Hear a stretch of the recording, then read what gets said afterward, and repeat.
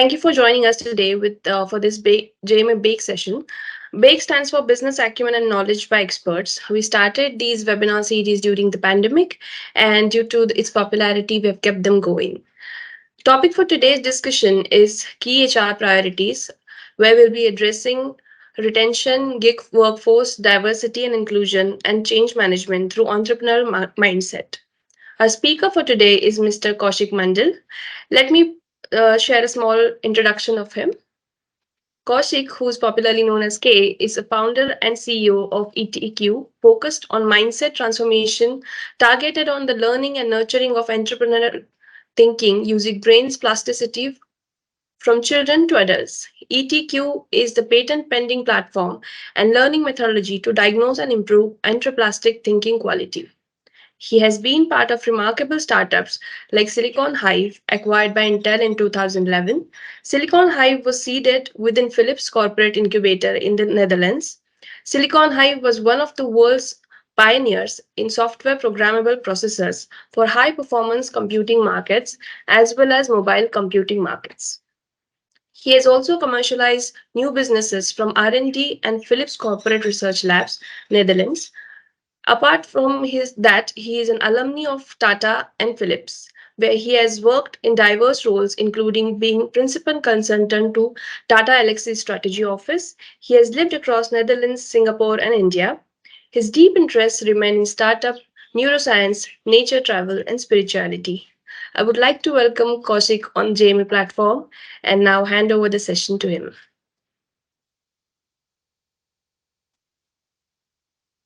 You're on mute. We are not able to hear you. Okay, yeah, sorry. Good evening to all of you, and welcome to this JMA session. It is evening, and end of the day, you must be tired, and I hope I can make it interesting for all of you. Although I can't see anybody of you in the screen, but I will do this more instead of your talk. I will try to open up for discussions so that we can make the best use of this session for 1 hour. So Smita, if you can put up the deck for me, please.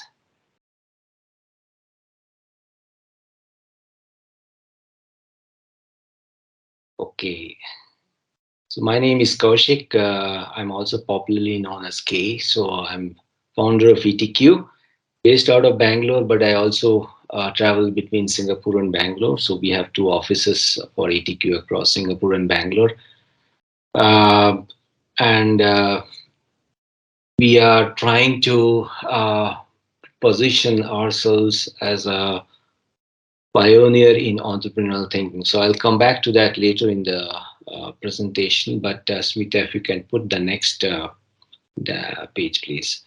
So today our topic is the key HR priorities, and I understand from Asmita that many of you are from HR, most of you, I would say, and I'm sure you all have been going through these priorities in your organizations. Gig workforce, retention, diversity, and inclusion, change management are really the popular topics today. I'm sure you will have other topics also where you are giving priorities for. But these are the topics that we keep hearing from organizations all around the world. So let me open up for a question to all of you, since you're from HR. What is out of these priorities? Do you also work on those priorities? Are you working on these, or are you seeing a different set of priorities in your organization? Somebody would like to speak up?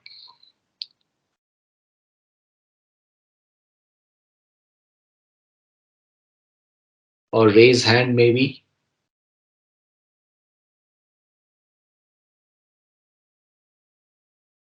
No? Okay. So I think some of these priorities, as you know, one of the out of the four priorities, one of the top priorities today is change management. And although I've listed four, change management tends to be one of the more uh, predominant ones, which is circling around organizations today. And because we are living in a world where things are changing very rapidly, we are under constant changes. Industries are changing constantly, technologies are changing, the workspace is changing, our career landscape is changing. So change management remains still a predominant topic out of the four. And of course, the other four, retention, of course, is always a high priority for HR people. Um, so before I go ahead, I also wanted to give you an example of the picture that I've shown over here. Some time ago, I had visited one of my friends in the neighborhood, and I saw this beehive in his balcony. And the reason I'm showing this beehive is because very simple. I don't know, many of you might have noticed or observed how beehives operate, right? So typically there will be a queen beehive, uh, and then there will be soldier bees, right? So there will be queen bees and there will be soldier bees. And the role of the queen bee is to lay the eggs. And the role of the soldier bee is to make sure that the queen bee is doing his or her work properly, well sheltered, and well protected, right? So, what happens is if the queen bee is not able to operate properly, right, the beehive collapses. The queen bee's role is very important in a beehive. If the eggs are laid out properly, then the soldier beehives are, they can go ahead and look for nectar and pollens and etc. etc. So while you might have seen beehives being forming, you might have seen that how quickly it forms. One or two or three or four honeybees come, and then quickly it gets into the work, right? So the reason I'm sharing this analogy with you is that organizations also are thinking around to work around these practices. Uh, Beehives are formed because the soldier bees and the queen bees are extremely agile and resilient. If the queen bee is not able to lay eggs for some reason, they will be quickly looking for another queen bee to do the job. So, what is more important is not the position of the queen bee, it's rather the role. The role is important rather than the position, right? So, if one queen bee is not able to do the job, another queen bee will come into the practice, right? So, they quickly gather into the purpose of building this beehive, and what you get out of the hive is honey, right? So, there is a saying that if you want honey, don't kick the beehive, right? So, in organizations, similarly, if you want good results, if you want good organizations, don't kick the soldiers, right? And don't kick the team leaders. So, organizations today, looking at the landscape that we are operating today, need to be extremely agile, extremely resilient to times because of a lot of things which are changing. Example, skills. You want to build a new skill today, 2 years down the line, the skill is defunct and you need to relearn the skill or upskill yourself. So everything is changing, and therefore the beehive particularly represents very well entrepreneurial thinking because they are extremely agile and resilient. There is extreme ownership within the honeybees to form a beehive which produces the honey. And similarly, organizations operate tend to operate or will be operating in the future in similar ways because today we are very much focused on person driven organizations, but role dependent organizations are where things will continue to evolve, and therefore the importance of entrepreneurial thinking comes over there, right? So That's why the analogy of the beehive and the four priorities come in, because change management is extremely important, as I said, in the world that we live in today.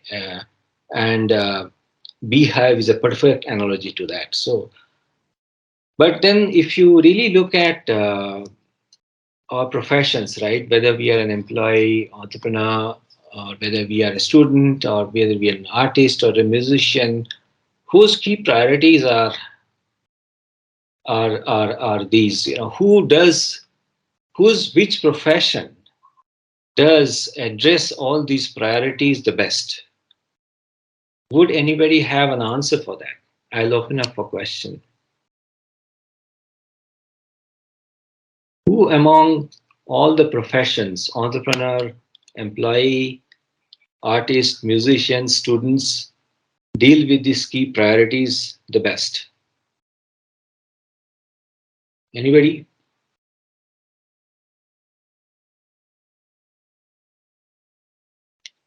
No? The answer is, of course, we can discuss in the Q&A session, but of course, entrepreneurs, as you know, entrepreneurs operate in an extremely changing environments, almost on an everyday basis, if not on an everyday basis, every week basis. Entrepreneurs deal with all these four priorities, if not the best way, but a much better way than any of us in any other profession. They manage retention in a much better way. They manage diversity in a much better way, and they manage gig workforce in a much better way. So let me go to the next slide, Asmita.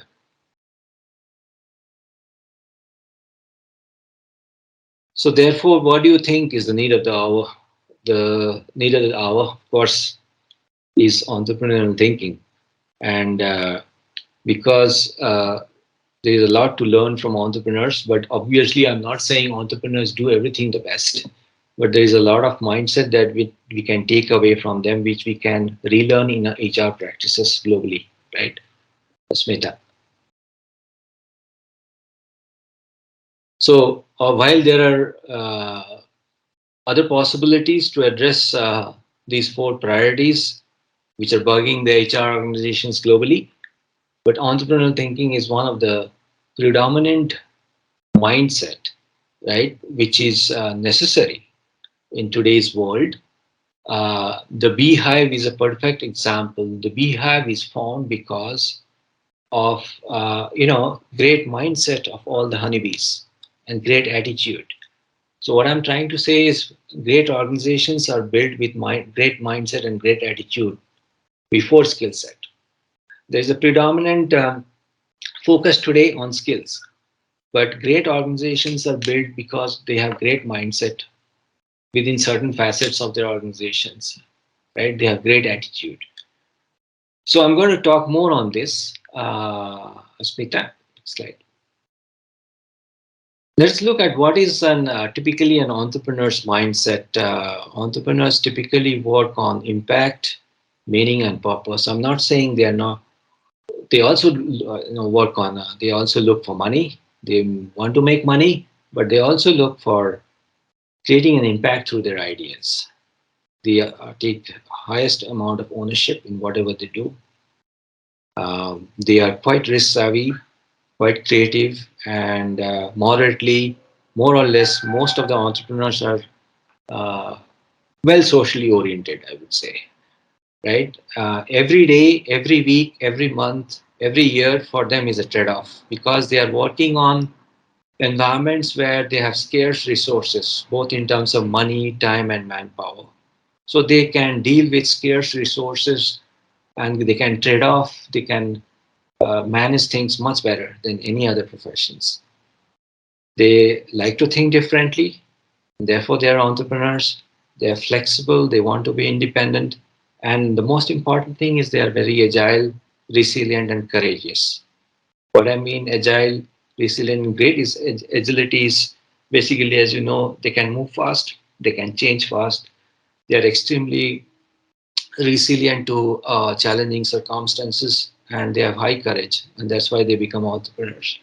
So this is typically I'm not saying there are no other mindset which represents entrepreneurs, but typically from my experience, this is what an entrepreneur represents, right? He or she, her or his mindset, right? Smita. And then let's look at what mindset uh, then is required for all these four priorities that I listed today, right? Next slide, please. If you look at gig workforce, typically workforce are people who are multidimensional. They have multiple skills, maybe two or three. They are maybe freelancers, sometimes full-time employees, right? They are extremely flexible and they tend to be independent. They take ownership. They are quite socially well oriented, highly agile, and they also think differently, and therefore they are gig, right? So I think if you look at the gig workforce, if you look at US, for example, there is a high percentage of people who want to work independently. They want to work as a freelancer, maybe working on their skills on at multiple companies. And of course, that trend will come to India very soon. The young workforce in India is tending towards that direction. And if you look at gig workforce, many of the entrepreneurial mindset represents here, right? Asmita. Retention is a very, it's a talked about topic in HR around the world. But what about retention beyond monetary incentives, right? Retention with monetary incentives is easy, but how about beyond monetary incentives? Because you see, India is a very aspirational country, and people will have monetary aspirations, of course, especially the young and the middle-aged. And of course, in many other countries, the young are aspirational. They want monetary incentives. But then, if you have looked at organizations, right, whether big or small, beyond a point, money is not important at all. What is important is more than money, is actually some of the things that I've seen, people want at the end of the day.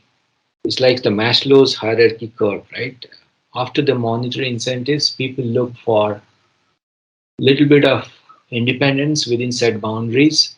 They look for enablement, they look for empowerment, and most importantly, people thrive if they are given the space for showing their expression. What I mean by expression is if you have a skill, if you have a expertise, you are able to express yourself within that environment, within set boundaries, aligning with the goals of the organization.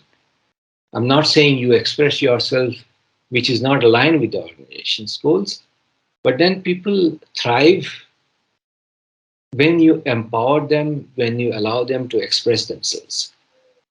And that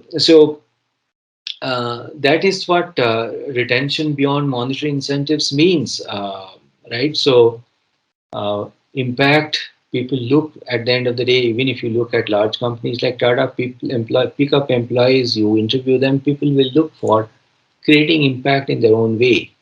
They would like to have certain amount of ownership and accountability what they do, and they would like to have certain amount of flexibility within set boundaries, right? And of course, the entrepreneurial mindset supports it, and therefore I listed this as a predominant priority, right? Aspita.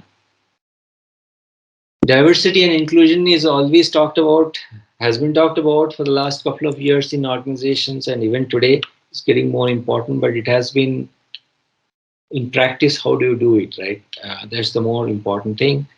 You can talk about diversity and inclusion from all perspectives, age, gender, race, color, communities, but how do you really implement it? Because if you want to implement diversity and inclusion in your organization in a proper way, your people need to have high amount of social orientation, right? They need to think differently. And that's definitely one of the predominant mindset issue that we face today, right? Entrepreneurs, on the other hand, if you practice entrepreneurial thinking, and entrepreneurs are very open to, they always look for diversifying their team with the right people for the right job. Most of the times, I'm not saying they are always correct, but they tend to do that. So therefore, that mindset also comes into play for this priority. And the last priority, change management, Asmita. It's the most important one, I feel, given the context that we are living today. And the list is big. Change management is easier said than done, right?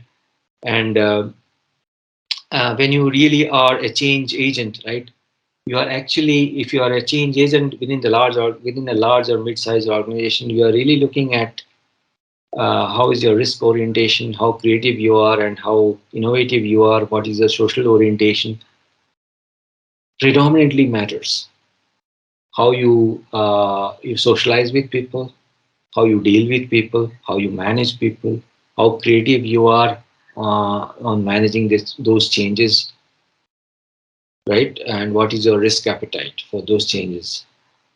Those who are change agents, they look for, of course, they are change agents because they want to create impact. They take ownership.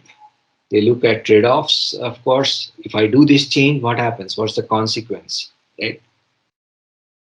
Often you will deal with when you are a change agent, you wouldn't be given all the resources from the management, so you're dealing with time, resources, money, which are scarce. Yet you have to implement the change. If not, it is big.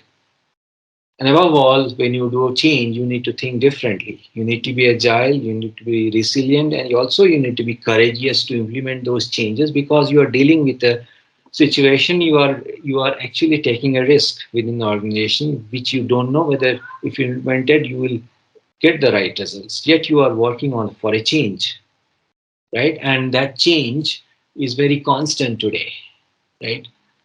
For all kind of organizations, all kind of individuals, for all kind of careers. I talked about skills.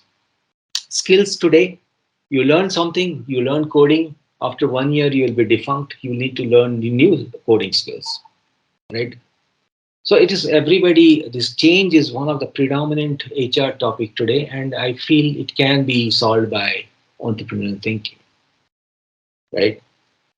Okay, so then we'll move to the next part of the presentation, Smita. So then the question is, can entrepreneurial teams be created or can they exist within large organizations like Tata or Birla or any large organizations that you see around the world, the Googles of the world? Yeah, the answer is a resounding yes. If you look at LinkedIn today in India, for example, out of 10, 4 jobs will be asking for entrepreneurial attributes, but they are attributes, traits. I'm talking about mindset, right? So entrepreneurial teams, yes, it can be created. You don't have to do make drastic changes, but you can do it in small in a step by step small way. Next, Smita. So what happens when you have entrepreneurial employees within your organization, right? People with the entrepreneurial mindset, right? Of course, you address the HR priorities, but what happens? Your business leaders will be asking, what's the outcome, right? Your VPs, directors, CEOs will be asking, what's the outcome if I do that? There's a positive outcome. That's a you can really create a positive impact on the business when you have well-developed, nurtured entrepreneurial employees within at least certain parts of your organization, like sales, like marketing, like project management, like innovation, for example, right? You will definitely see positive impact of sales. You will see cost structure going down, and you will see ultimate impact on the profitability, right? How? I'll come to that later. So, Asmita, next one. Entrepreneurial employees, what can they do? Example, they can drive sales by creating more trusted relationship. Entrepreneurs are known. Entrepreneurs thrive on creating a relationship because if they don't create relationship, they won't exist. Their startup won't exist, right? So they thrive on relationships, most of them. So if you have entrepreneurial employees, you can create a positive impact to your sales performance. If you have entrepreneurial innovative employees or innovation employees, then definitely you can create better demand for your products.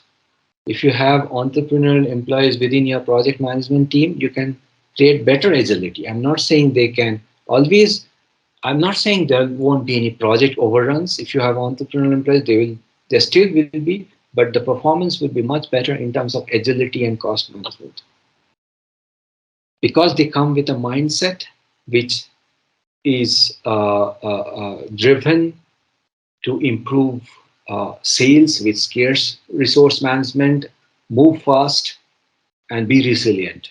So automatically you will see a jump in the profitability of the at least the part of the organization, if not the whole organization.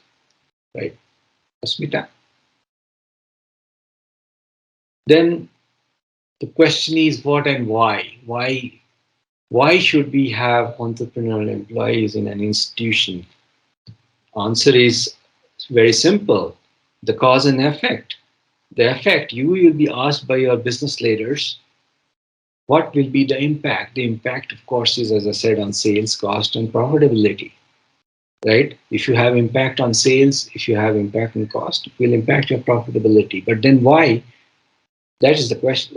And then what? Right? So how do you do that? Right? That's the cause. How do you do that? You can actually define specific KPIs, key performance indicators for your employees in terms of, I've given some examples here: ownership, accountability, risk, creativity, and social orientation trade-offs, and agility and resilience. So, for example, let me give an example. You can pick up an employee and give him or her a specific KPI, defining him or her for the year to show him, to ask him to show an example of, for example, has he, if this is a sales employee, has he taken a particular risk on a particular deal which has resulted in the deal closure? If the risk has been taken, what is the risk that he has taken? And what were the consequences? Right? For a project management employee, you can define KPIs where you can define trade-offs. What trade-offs and resource management have you done, which has resulted in reduction of the project cost management, for example, right? So there are several KPIs which can be defined tangibly, which can impact the overall business performance, if not of the whole organization, but part of those teams, right? Next slide. How do you do that? So I gave one example. Of course, define tangible entrepreneurial thinking KPIs. It's very important. It has to be tangible. It has to be measurable. I gave you some examples just now. I'm not asking you to make your whole organization entrepreneurial tomorrow. That's not going to happen. That's not practical. That's not doable. You can start small and build from there. You can pick up one part of your organization. Let's say the sales. Sales is where sales and marketing, innovation. These are part of the organizations where entrepreneurial thinking can be best measured and impacted, right? Uh, and one of the other things that you could do if you do not have if you want to have an immediate start, hire employees from defunct startups. A lot of startups are getting closed around you. Hire those employees who have experienced startups, who have gone through that process, who have that mindset, right? And I've suggested, of course, I've written a book on this topic, Beyond the Plastic, Nurture Your Nature. So you can later on have a look at the book to know more details about that. But then over here you see a picture, right? You see a picture of brain, right? And if you see the picture of the brain, somebody is squeezing the brain, right? And this is what I called a plastic brain, right? Our brains are very plastic in nature. The way you think, so is the neuronal changes in your brain, right? If you think good, your brain will change accordingly. If you think bad, your brain will change accordingly. If you have been thinking in a proper way on a particular topic for a long time, if I do a fMRI scan on your brain, I can see definite neuronal maps on your brain which represents that thinking. That is how our brain represents. It is very plastic. It behaves the way you think and act and behave, right? So why I'm telling this is because it is one thing to say that you hire people who are entrepreneurial employees, you define KPIs, you start small, but it is on other hand, it's not only hiring is not the only solution. It's basically you hire and how you nurture them over time. You can only nurture entrepreneurial thinking employees when you actually have a continuous process within your organization. It's not a one time hire and go. You need to nurture those employees constantly, continuously, every week, every month, every year, define the right KPIs, bring them into the form of a continuous learning process.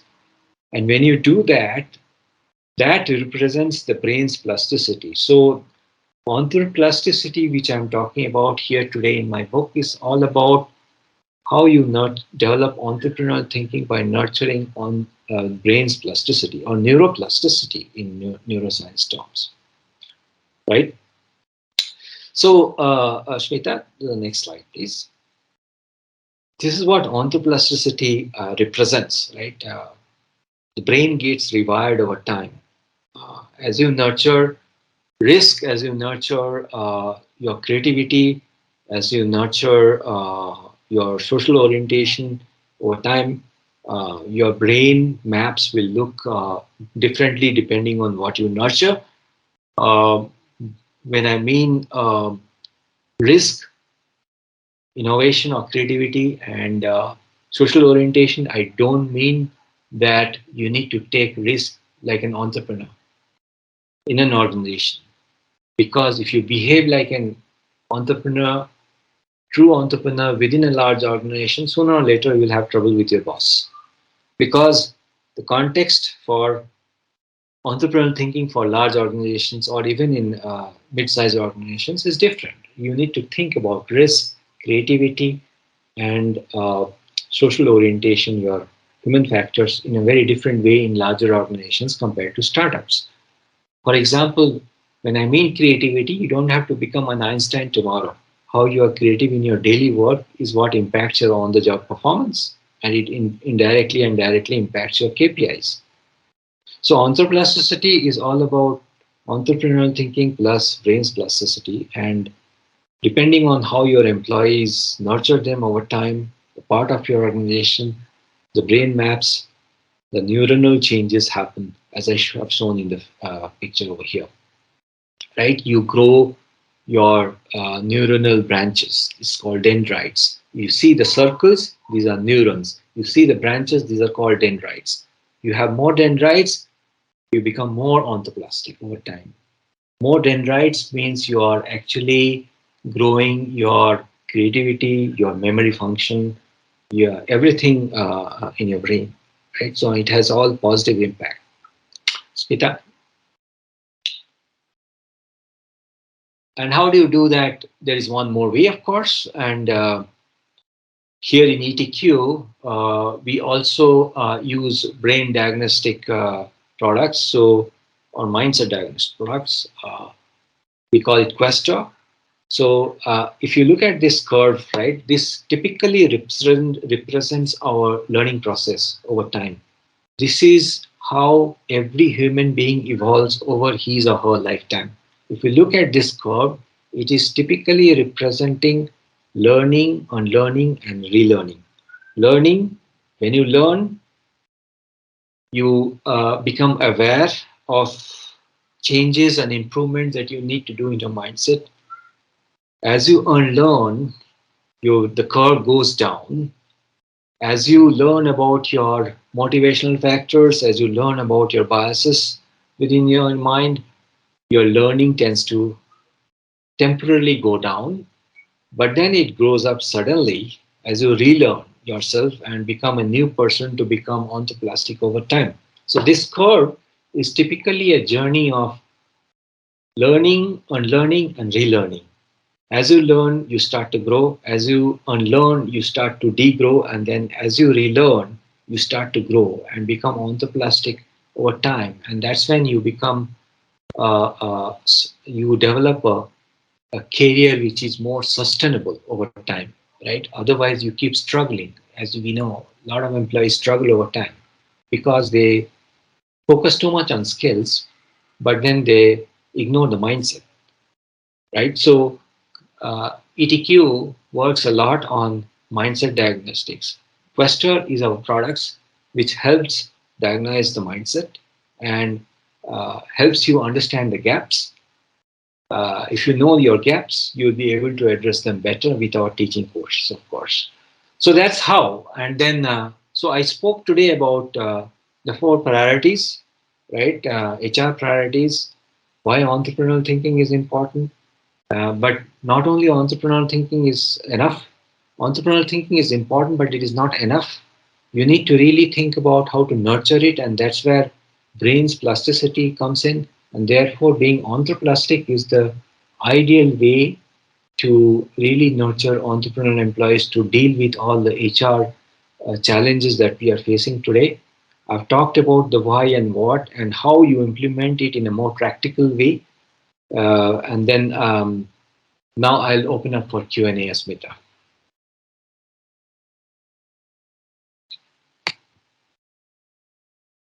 Thank you, sir. So as Kaushik mentioned, the floor is open for question and answers. You can also post your questions in the chat box or directly unmute yourself and ask them.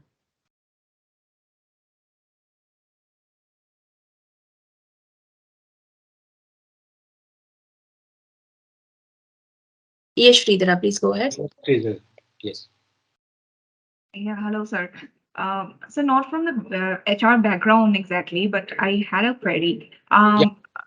Coming across like as you talked about entrepreneurial mindset, right? Yeah. Do you feel in an organization people uh, uh, uh, supposing that people with the entrepreneurial mindset are actually kind of the star performers, say, because going with the background, the kind of tendency they have, do you think that they would have a higher chance of getting tired of the challenges that is regularly coming and would be on the lookout for fresh challenges, and sometimes probably in an industry that has been around for a really long time and is not the industry is not that dynamic at the moment, would probably wouldn't appeal to an entrepreneurial mindset in terms of, say, they are not, that is not providing them with enough challenges uh, to, to for them to tackle on a regular basis. Yeah, Sridhara, right? Sridhara, Yes, Sridhara yes, sir. Goswami. Yes, thanks for the question. It's a very important question. Thanks for that question. I think, yes, that you will see practically people who have entrepreneurial mindset, especially if you hire people from entrepreneurial organizations like startups, right? I'm not Mhm. saying startups are only entrepreneurial. Large corporate companies are becoming entrepreneurial these days also. You must have seen the announcement from IBM CEO where he defines everybody to become entrepreneurial and defining KPIs for them. But then the thing is, the context for corporate organizations are different. The context for smaller startups are different. So if you go on hiring people from startups to expecting them to, operate optimally in large organizations, immediately it won't happen. And therefore, I mentioned in my talk that it has to be contextual. For example, if you behave like an entrepreneur in a large organization, sooner or later you will have trouble with your colleagues and bosses for sure, because Mhm. you are too risk savvy and the organization is not yet there. The organization wants to take risk in bits and pieces, right? So that's one example, right? And there are several other examples, right? Entrepreneurs, people who come from startup, they are highly, mostly tend to be creative. I'm not saying everybody. And in larger organizations, the pace of creativity, although we talk a lot about creativity, is a different topic altogether. So therefore, what I suggest is Therefore, in ETQ, what we have done, we have learned this and I've both worked in small and startups, and I've also worked in large startups. I've worked in large organizations. My suggestion always is to have people trained to the context. That means that risk for for example, for a startup person and for a employee working in a large organization are different. Although they both need to take risk in current context, but the context will be different, right? So therefore, the mitigation of risk for a startup and an employee in a larger organization will be different. So you need to contextualize the employee to the context of the organization where he or she is, then there will be better way of then they will be better able to adjust to the environments where they are. Otherwise, there will be a lot of turnarounds, right? So they'll leave, for example. That happens very once in a while. Yeah. But I also see that startup guys who are joining large organizations, you must have seen as well, and they are able to adjust well. They have difficulties initially in the first 6 months, for example. I personally had a lot of challenges transitioning between startups and corporates, but then your brain adjusts over time, and the organization also has to be conducive to at least to some extent to such people, right? Otherwise, the things may not happen. I hope Agree. Yes. I hope it Yes. answers your question. Yes, sir. Yes, sir. Definitely. Thank you. Yeah, yeah. Ask as many questions as much as possible. Let's have a good discussion. So, if we don't have any question, I would like to go once again. Yeah, Something uh, related to, like, I recently was reading a book on leadership, and that's when I kind of came across something called, if you have a if you have a very high performing team, it becomes even more important that the person leading that team is actually, if intellect in many aspects is kind of at par or probably better when it comes to the knowledge that is in that department, like that technical or whatever knowledge is required regarding that department.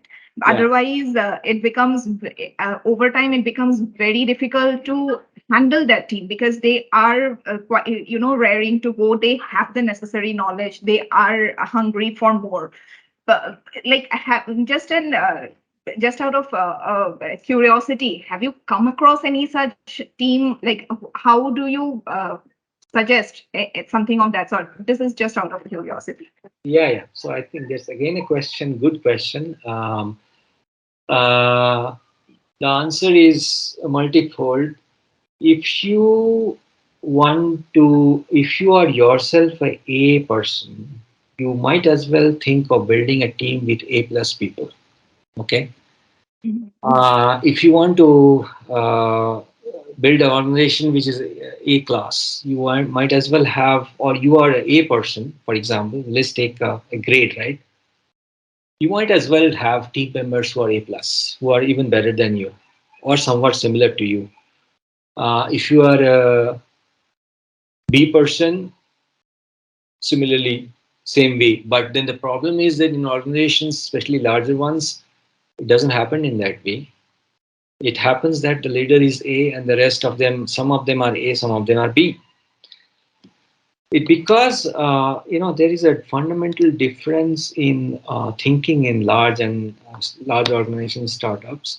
Even in startups, it doesn't happen in that way because CEOs and co-founders want to be the person in charge, and therefore they keep ending up hiring people who are C plus, B plus, cost less.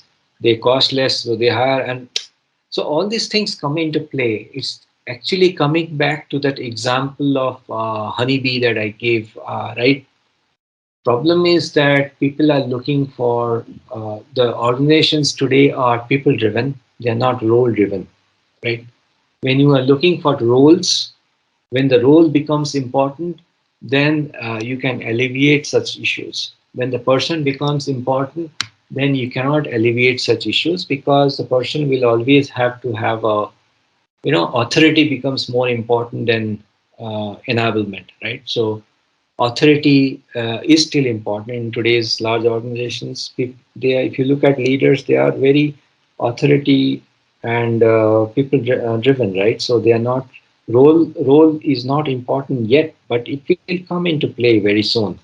So that is the answer. It's a very complex topic, but it is again coming back to the mindset of entrepreneurial thinking. If you want the best out of your sales team or your marketing team or your innovation team, you need to have a plus team within your organization, right? uh, I'm not saying it is always feasible to have, if you are a leader, it's always feasible to have a plus people within your team. It may not be possible, but if you have some a plus and some b or some a, mixture of that will give the optimum performance, right? At the end of the day, if you have I suggest you also read the book from Ray Dalio. Ray Dalio is one founder of Bridgewater. He's a founder and chairman of Bridgewater Associates in US.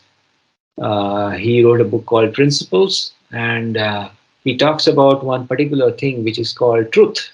How do you find the truth in an organization? And truth is not the sense of truth that we speak to in pure dictionary word. Truth is what do you want to achieve, right, with your team. That's the truth. What is the ultimate objective that you want to achieve from your sales team? For example, I want $100 million to be closed. This is my target. That's the truth.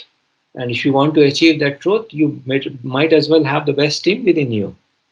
But in reality, it doesn't always happen that way. So it's a question of mindset.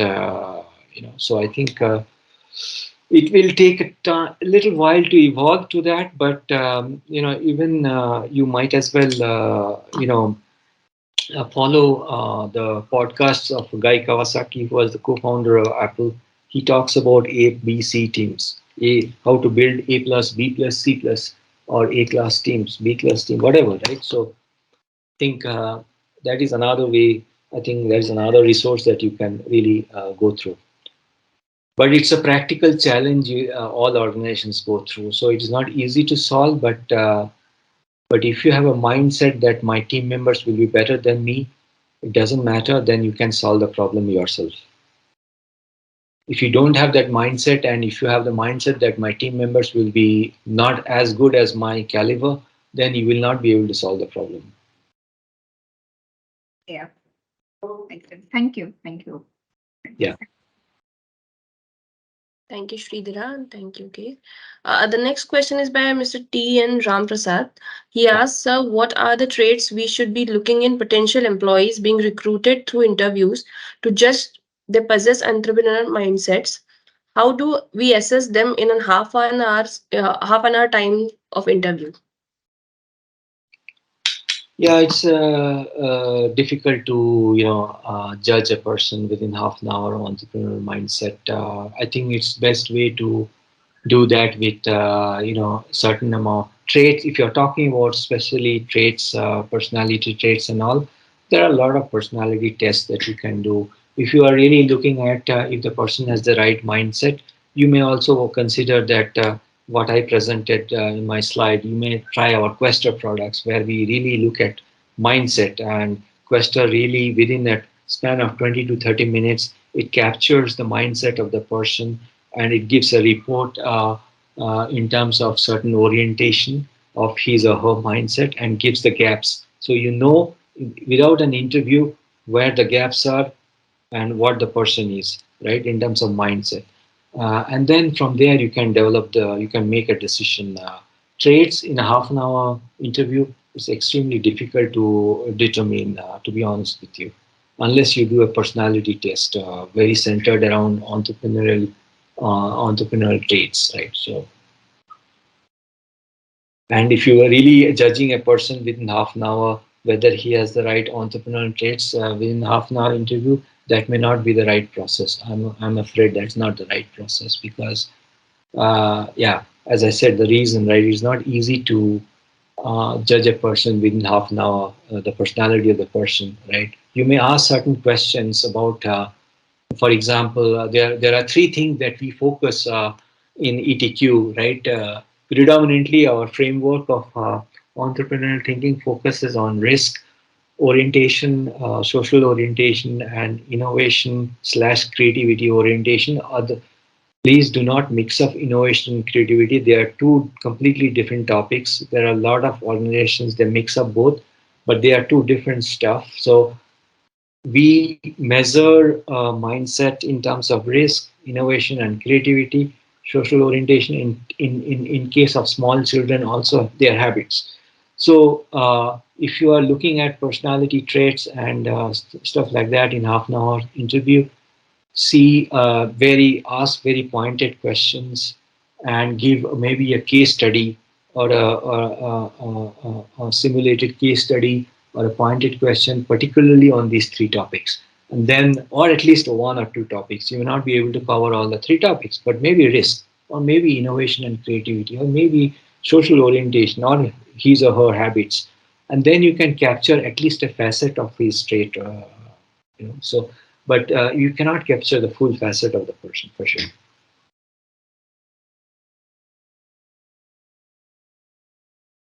Thank you, sir. I think that answers his question. Are there any more questions for Yeah, I Mr. think Kaushik? Mr. Ram Prasad also again he Yeah. wants to ask question. Yeah,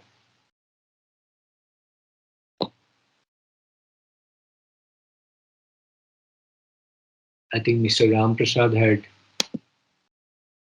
raised the hand or no? We already answered his question.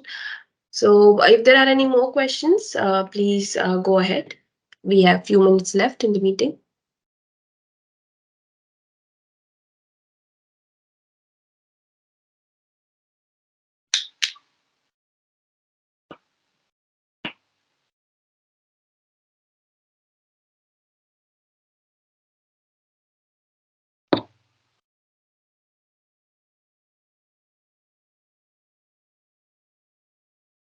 So, sir, I suppose they have no more questions.